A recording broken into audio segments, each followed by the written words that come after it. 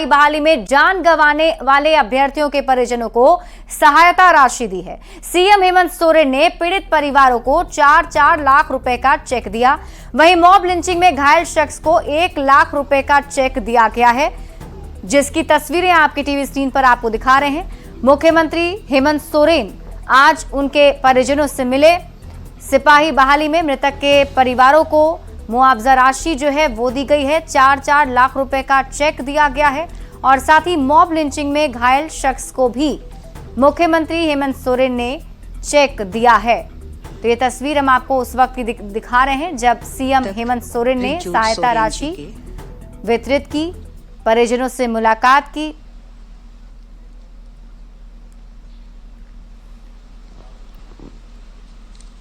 और आप अस्वस्थ रहें। आपके हर दुख के घड़ी में हम आप लोग के साथ हैं। और अभी आने वाला समय में भी आपको हम अपनी नजरों से ना ओझल होने दें। आपके लिए कोई ना कोई जीवन यापन व्यवस्था आपको उपलब्ध हो।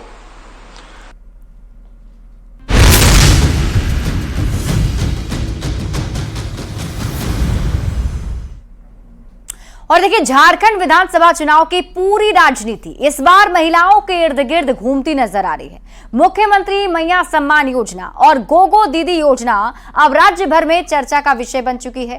एक वर्तमान और दूसरी भविष्य वाली योजनाओं को लेकर दावों का दौर तेज हो गया है। ये रिपोर्ट देखिए।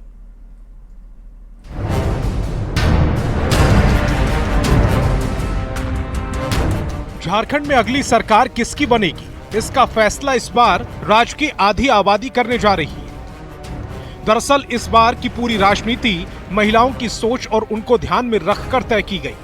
तरकश से पहला तीर सत्ताधारी दल ने मैया सम्मान योजना के तौर पर चलाया, जो बिल्कुल निशाने पर लगा और चुनावी माहौल में सत्ताधारी दल ने शुरुआती माइलेज ले लिया।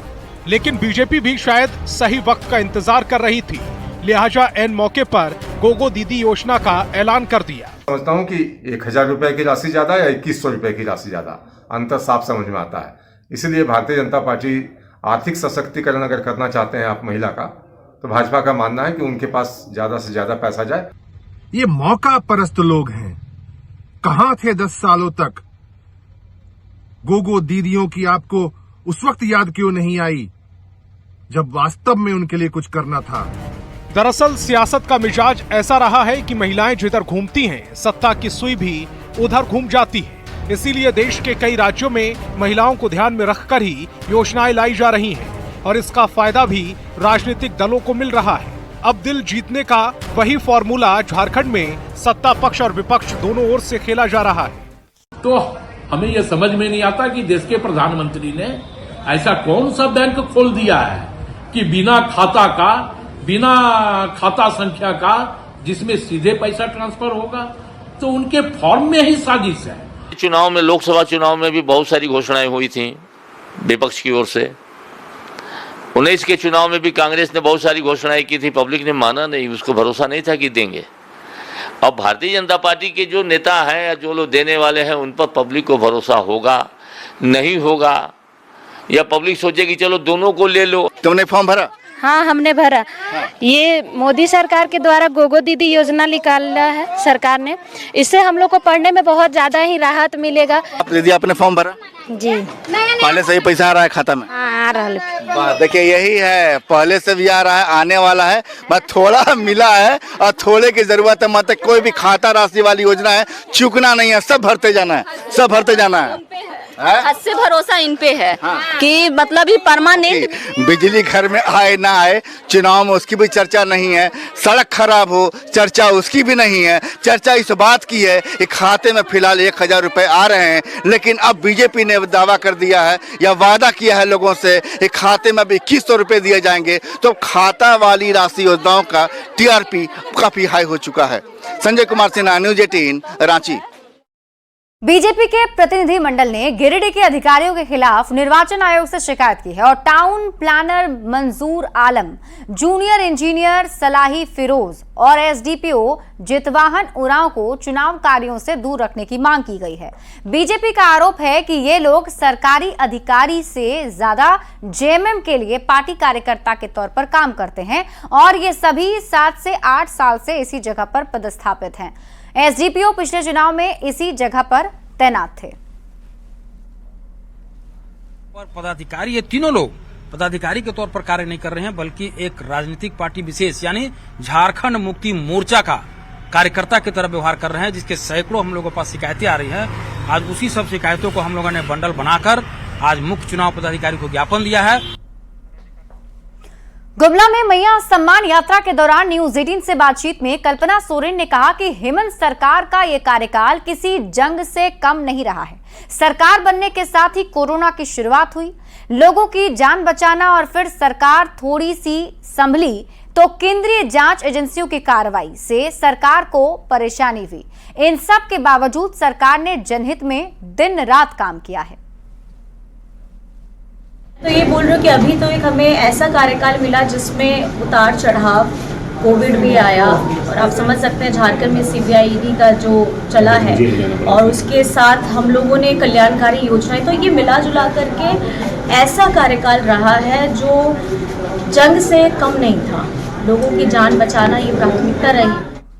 धनबाद में विधानसभा चुनाव को लेकर कांग्रेस से 57 उम्मीदवारों ने दावेदारी पेश की है। पूर्व विधायक मन्नान मलिक की उम्र और स्वास्थ्य अब चुनौती बन गई है। ऐसे में पार्टी नए विकल्प की तलाश में है। प्रमुख दावेदारों में रशीद रजा, मयूर शेखर झा और अभिजीत राज जैसे नेता शामिल हैं।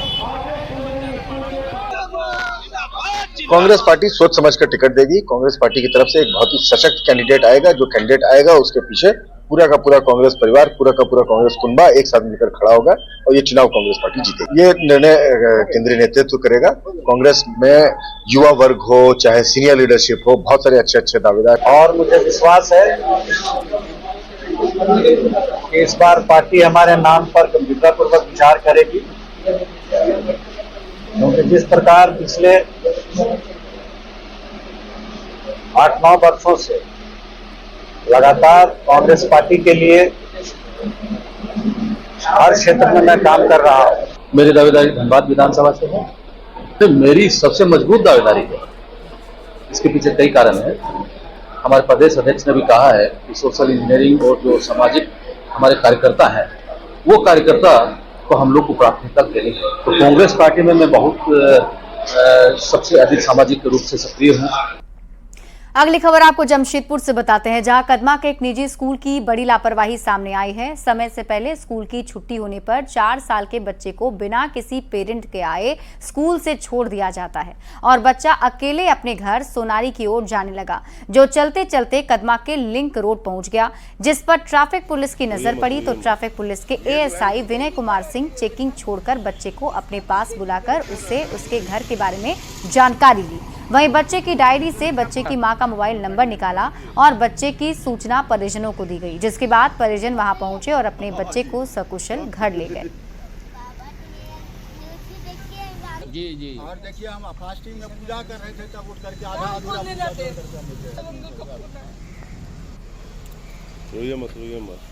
ये कौन बच्चा कहाँ है, किसका गार्जियन कहाँ है, ना मैसेज आया है ना कुछ आया है।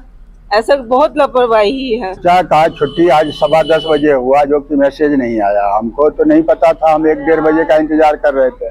बच्चा स्कूल से निकल गया, गार्ड ने उसको रोका नहीं या गार्ड ने कहा होगा चले जाओ। आपको बता दें कि मुख्यमंत्री ऊर्जा खुशहाली योजना गढ़वा में 1,82,929 उपभोक्ताओं का 90 करोड़ 86 लाख बकाया रुपया माफ कर दिया गया। मंत्री मिथिलेश ठाकुर ने योजना से लाभान्वित लाभुकों को बिजली बिल माफ का प्रमाण पत्र दिया। इस मौके पर बड़ी संख्या में लाभुक मौजूद रहे। मुख्यमंत्री ऊर्जा सम्मान योजना जो हम लोगों ने लागू किया है, जिसके तहत सारा बिजली का बिल जितना भी बकाया वो सारा माफ करने का निर्णय हम लोगों ने लिया है, हमारे माननीय मुख्यमंत्री ने लिया है और 200 यूनिट तक बिजली कोई भी घरेलू उपभोक्ता अगर उसका इस्तेमाल करते हैं तो उनको 1 रुपए भी बिजली का बिल भुगतान नहीं करना पड़ेगा। पाकुड़ सदर अस्पताल में महिला मरीज की मौत के बाद परिजनों ने जमकर हंगामा किया। नाराज परिजनों ने डॉक्टरों के साथ मारपीट भी की। दरअसल कैंसर का इलाज कर रही एक महिला की मौत हो गई। परिजनों का आरोप है कि डॉक्टरों ने सही से इलाज नहीं किया, जिससे मरीज की मौत हो गई। जबकि सदर अस्पताल के डीएस ने बताया कि मरीज की स्थिति ठीक नहीं थी, उसे रेफर कर दिया गया था, लेकिन परिजन मरीज लेकर नहीं गए। घटना के बाद पुलिस मामले को शांत कराने पहुंची। उसके तब बताते हैं और उस क्रम में जो है फिर जो है पेशेंट को वार्ड में भर्ती रही और उनको ऑक्सीजन दिया गया और वैसे क्रम में इलाज के क्रम में ही उनका देहांत हो गया। और उन्होंने जो है ट्रीटिंग डॉक्टर जो डॉक्टर आनंद थे उन पर हाथ उठाया और साथ में उनके जो है डॉक्टर शाहरुख थे उनके ऊपर भी हाथ उठाया गया।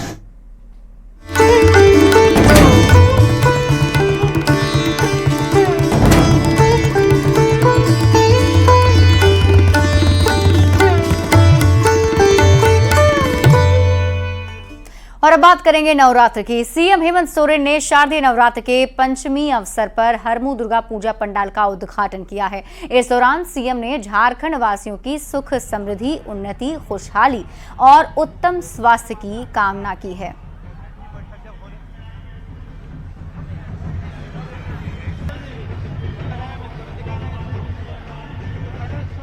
ओडिशा के राज्यपाल रघुवर दास जमशेदपुर में हैं। उन्होंने देर रात तक कई दुर्गा पूजा पंडाल का उद्घाटन किया और इसी क्रम में राज्यपाल रघुवर दास न्यू सिद्धगोड़ा दुर्गा पूजा पंडाल में उद्घाटन करने पहुंचे। उन्होंने विधि विधान से पूजा अर्चना कर मां दुर्गा पूजा पंडाल का उद्घाटन किया और सभी को नवरात्र की शुभकामनाएं भी दी। समस्त झारखंड वासी देशवासियों की पूजा की हार्दिक शुभकामनाएं। जो हमारे पूर्वजों ने जो पर्व त्योहार का जो हमें संदेश दिया, इसके पीछे एक ही कारण है कि पर्व त्योहार का जो उत्सव है उसके बिना जीवन जीना मुश्किल है। और अब आपको चाईबासा लेकर चलते हैं, जहां सुदूर जंगल और पहाड़ियों के बीच मौजूद है मां दुर्गा का पूजा स्थल दुर्गादा। यहां नवरात्र के दिनों में श्रद्धालु दूर दूर से पहुंचते हैं। दुर्गम रास्ते से होते हुए श्रद्धालु यहां पहुंचकर दर्शन और पूजन करते हैं। 1982 में आया था और एक साधु आए थे हमारे गांव में, तो साधु के साथ हम लोग यहाँ पर कुछ लड़के 12-14 मिल के आए थे। उस समय घनघोर जंगल था। नवरात्रि मुना खत्म नहीं होता है, विसर्जन नहीं होता है, तब तक आते रहते हैं। यहाँ पर बहुत सारा भीड़ लगे रहता है, सुबह से आते हैं। माता से जो भी मन्नत माता से जो भी मन्नत मांगते हैं वो सब पूरा करते हैं। रांची में दुर्गा पूजा के दौरान 1000 जवान शहर की ट्रैफिक व्यवस्था संभालेंगे। 8 अक्टूबर से ही रांची में ट्रैफिक जवान 2 शिफ्ट में व्यवस्था को नियंत्रित करेंगे। दुर्गा पूजा में जाम से बचने के लिए 9 अक्टूबर में ट्रैफिक रूट में भी बदलाव किया गया है, जिससे लोगों को आने जाने में थोड़ी परेशानी हो सकती है, लेकिन व्यापक पैमाने पर लोगों को बहुत बड़ी सुविधा होगी। शहर में 20 पार्किंग बनाए गए हैं, 150 ड्रॉप गेट बनाए गए हैं। पुलिस ने 13 अक्टूबर तक के लिए ट्रैफिक प्लान तैयार किया है। शहर में शाम 8 बजे से सुबह 4 बजे तक भारी गाड़ियों के भी आने जाने पर रोक रहेगी। मेन रोड हो गया, आपका हरमू रोड हो गया, उसमें शाम 4 बजे से सुबह 4 बजे तक छोटी इवेंट की छोटी वाहनों का भी प्रवेश वर्जित है। हम लोगों ने कुछ रूट्स को वन वे किया है। जैसे लालपुर से आप कोकर जाएंगे तो लालपुर से कोकर तरफ आप जा सकते हैं, लेकिन कोकर से लालपुर की ओर आप नहीं आ सकते हैं। कोकर से अगर आपको लालपुर आना है या फिर इधर कचहरी चौक आना है तो आपको काटा टोली होते हुए, डंगरा टोली होते हुए इधर आपको कचहरी चौक की ओर आना पड़ेगा। और यहाँ रुकने एक छोटे से ब्रेक के लिए जल्द लौटते हैं वापस।